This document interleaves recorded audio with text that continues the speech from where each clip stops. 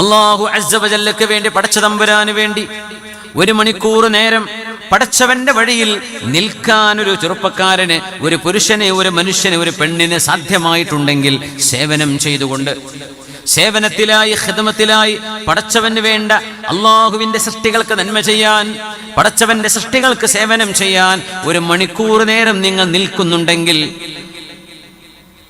60 വർഷം ഇബാദത്ത് ചെയ്തതിനേക്കാളും പ്രതിഫലം 1 മണിക്കൂർ നേരത്തിന് അള്ളാഹു നൽകുമത്രേ. ആലോചിച്ച് നോക്കൂ.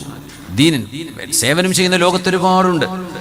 സമസ്ത കേരള ജമിയത്തുൽ ഉലമയുടെ വലിയ 100ാം വാർഷിക മഹാസമ്മേളനം നടന്നു, അല്ലേ?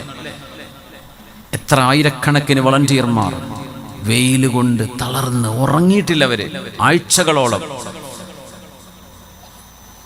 അലി ഫൈസി ഉസ്താദ് ഇവിടെ സൂചിപ്പിച്ചു, അത് ഓരോ മണിക്കൂറിനും 60 വർഷത്തെ ഇബാദത്തിന്റെ കൂലിയാണ്. അപ്പോൾ എത്ര വലിയ കൂലിയുമായിട്ടാണ് അവർ മടങ്ങി. ഭക്ഷണം നിയന്ത്രിക്കാനും, ആളുകളെ നിയന്ത്രിക്കാനും, ക്രൗഡ് മാനേജ്മെന്റ്, സ്റ്റേജ് നിയന്ത്രിക്കാൻ, വേദി നിയന്ത്രിക്കാൻ, അവിടുത്തെ വെള്ളം, കരണ്ട് തുടങ്ങി ഏതെല്ലാം, അവിടുത്തെ മെഡിക്കൽ, അവിടുത്തെ ആതുര ശുശ്രൂഷകൾ, എത്രയെല്ലാം സംവിധാനങ്ങൾ, ഇതൊക്കെ നോക്കി നടക്കാൻ കണ്ണുമിഴിച്ച് ഉറങ്ങാൻ കഴിയാതെ ത്യാഗം ചെയ്ത് പടച്ചവന് വേണ്ടി ത്യാഗം ചെയ്യുന്നു 1 മണിക്കൂർ. അത് റമളാനിൽ കൂടിയാണെങ്കിൽ എന്തായിരിക്കും അവസ്ഥ? ലഖിയാമു റജുലിൻ ഫിസ്സഫി ഫീ സബീലില്ലാഹി അസ്സ വജല്ല സാഅ.